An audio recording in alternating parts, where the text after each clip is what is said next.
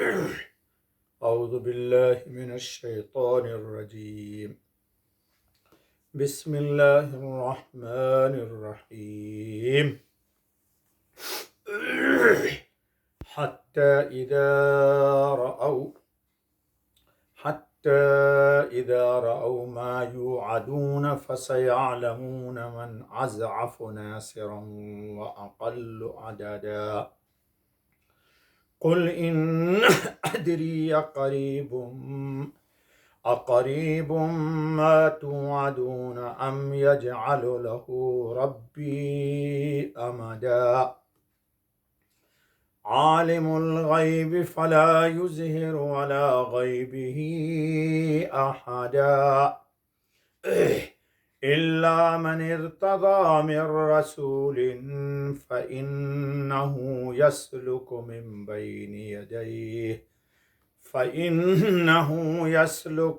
بين يديه ومن خلفه رصدا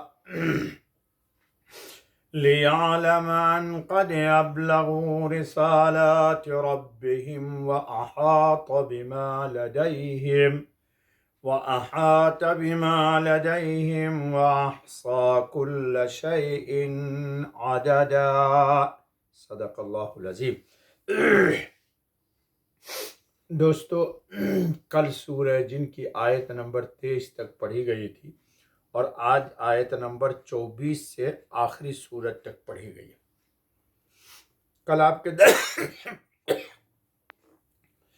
کل درس میں آیا تھا کہ اللہ و رسول کی نافرمانی کرنے والوں کا انجام ہم نہیں متعین کرتے. اللہ نے کہا فَإِنَّ لَهُ نَارَ جَهَنَّمَ، کہ ان کے لیے دوزخ کا آگ ہے. اگلی آیت میں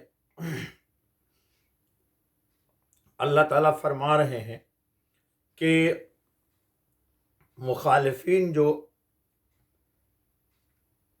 جمع ہو کر اجتماع ہو کر کے حضرت خاتم النبیین صلی اللہ علیہ وسلم کے خلاف ہجوم کرتے ہیں اور سوال کرتے ہیں کہ یہ ہے کہ جس دن کا وعدہ کیا گیا ہے اس دن کے لیے کہ کثرت سے کون ہوگا.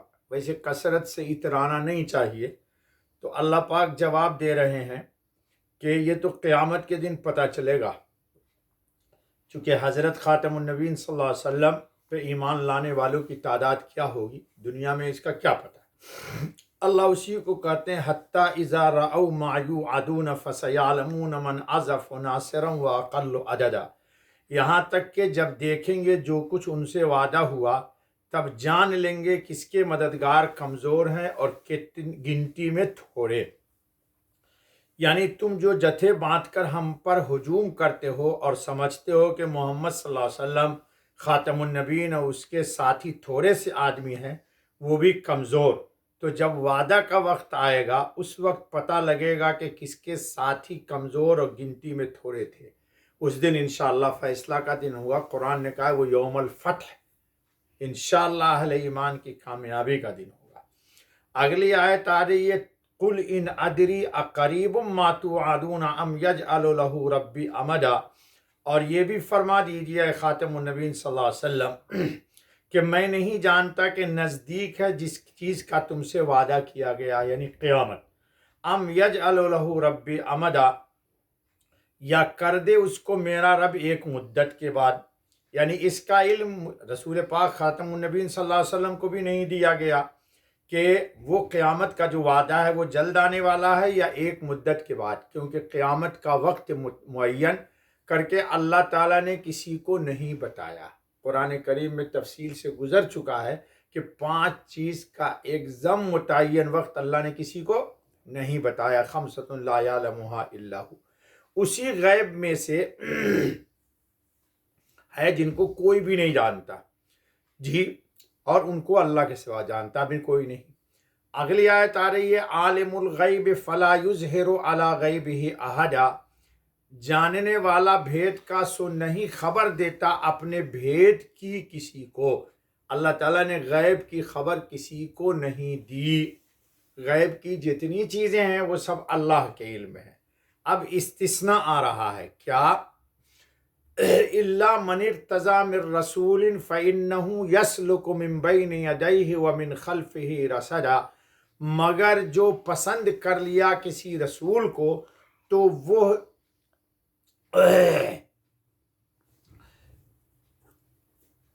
وہ چلاتا ہے اس کے آگے اور پیچھے چوکیدار۔ یعنی اللہ پاک انبیاء علیہ الصلاۃ والتسلیم کو جو شریعت دی جاتی ہے، تو شریعت کے لیے، شریعت کے قانون کے لیے اور انبیاء علیہ الصلاۃ والتسلیم کے علم کو جو غیب میں ہے، جتنا شرعی طور پر نبی کے لیے ضروری ہے علم شریعت غیب کا، اللہ اتنا بتا دیتے ہیں انبیاء علیہ السلام کو۔ جیسے قرآن ہی میں آ گیا کہ اللہ پاک اپنے غیب کا علم چاہتے ہیں تو انبیاء علیہ السلام کو دیتے ہیں۔ قرآن خود ہی غیب کی خبر ذالک من انباء الغیب نوحیہ الیک، تو معلوم یہ ہوا کہ غیب کی خبر دی جاتی ہے انبیاء کو، لیکن اتنی جتنی ان کو نبوت کے لیے ضروری ہے۔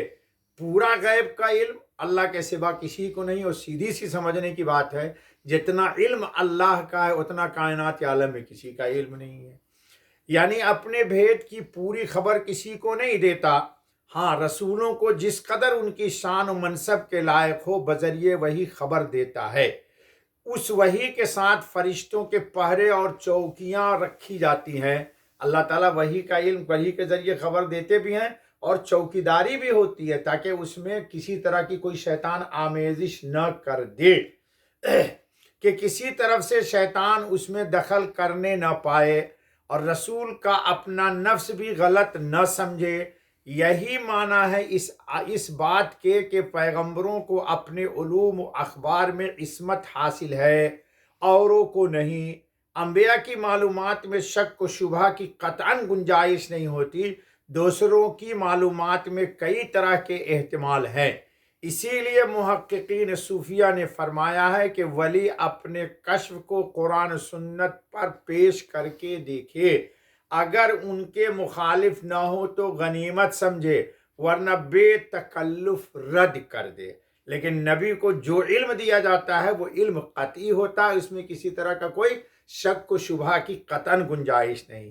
اس آیت کی نظیر آل عمران میں وَمَا كَانَ اللَّهُ لِيُطْلِعَكُمْ عَلَى الْغَيْبِ وَلَٰكِنَّ اللَّهَ يَجْتَبِي مِن رُّسُلِهِ مَن يَشَاءُ، اور دوسری جگہوں پر غیب کی تفصیلی بات پیچھے ہمارے درس میں بھی گزر چکی ہے۔ اگلی آیت، لِيَعْلَمَ أَن قَدْ أَبْلَغُوا رِسَالَاتِ رَبِّهِمْ، تاکہ جانے کہ انہوں نے پہنچائے پیغام اپنے رب کے۔ کیا مطلب؟ کہ وحی کی حفاظت، یعنی یہ زبردست انتظام اس غرض سے کیے جاتے ہیں کہ اللہ تعالیٰ دیکھ لے کہ فرشتوں نے پیغمبروں کو یا پیغمبروں نے دوسرے بندوں کو اس کے پیغامات ٹھیک ٹھیک بلا کم و کاشت کے پہنچا دیے ہیں۔ جی، وَأَحَاطَ بِمَا لَدَيْهِمْ وَأَحْصَىٰ كُلَّ شَيْءٍ عَدَدًا، اور قابو میں رکھا ہے جو ان کے پاس ہے، اور گن لی ہے ہر چیز کی گنتی۔ یہ اللہ رب ذوالجلال کی شان ہے، یعنی ہر چیز کی نگرانی اور قبضہ میں ہے، کسی کی طاقت نہیں کہ وحی الہی میں کسی طرح کی کوئی تبدیلی، تغیر یا قطع برید کر سکے۔ اور یہ پہرے اور چوکیداریاں بھی شان حکومت کے اظہار اور سلسلہ اسباب کی مخالفت کے لیے بہت ہی حکمتوں پر مبنی ہے، ورنہ جس کا علم اور قبضہ ہر چیز پر حاوی ہو اس کو ان چیزوں کی کوئی احتیاج نہیں۔ یہ جو آیا وَأَحْصَىٰ كُلَّ شَيْءٍ عَدَدًا، اللہ نے ہر چیز کا عدد احاطہ کر رکھا ہے، پہاڑوں کے وزن کی تعداد، دریاؤں کے ناپ کی تعداد، بارش کے قطروں کی تعداد، درختوں کے پتوں کی تعداد، غرض ان تمام چیزوں کی تعداد جو رات کے اندھیرے یا دن کی روشنی میں ہو، اللہ کو معلوم ہے۔ اللہ تعالی ہم سب کو صحیح علم اور ہدایت پر استقامت عطا فرمائے۔